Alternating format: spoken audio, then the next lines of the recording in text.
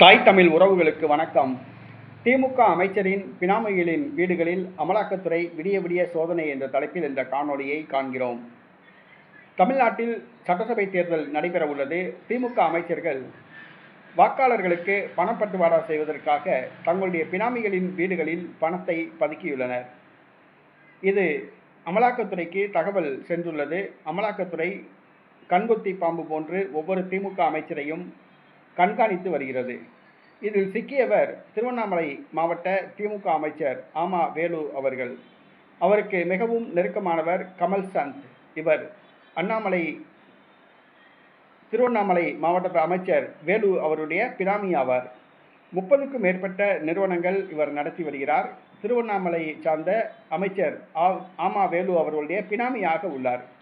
இவருக்கு சொந்தமான திருமண மண்டபங்கள், வீடுகள், நிறுவனங்களில் கட்டுக்கட்டாக பணங்கள் பறிமுதல் செய்யப்பட்டிருப்பதாக தகவல்கள் வந்தன. இதன் அடிப்படையில் அமலாக்கத்துறை விடிய விடிய சோதனை நடத்தியுள்ளனர். வாக்காளர்களுக்கு பணப்பட்டுவாடா செய்வதற்காக அமைச்சர் வேலு தன்னுடைய பினாமி வீடுகளில் பணத்தை பதுக்கி வைத்துள்ளார். அமலாக்கத்துறை சோதனை நடத்தி வருகிறது. எந்த தகவலும் இதுவரை தெரியவில்லை. தமிழகத்தில் உள்ள திமுக அமைச்சர்கள் அனைவருமே பினாமிகளின் வீடுகளில் பணத்தை பதுக்கி வைத்துள்ளார்கள். வாக்காளர்களுக்கு பணப்பட்டுவாடா செய்வதற்கு அமலாக்கத்துறை அனைத்து அமைச்சர்களுடைய பினாமிகளின் வீடுகளில் சோதனை நடத்தி பணங்களை பறிமுதல் செய்ய வேண்டும்.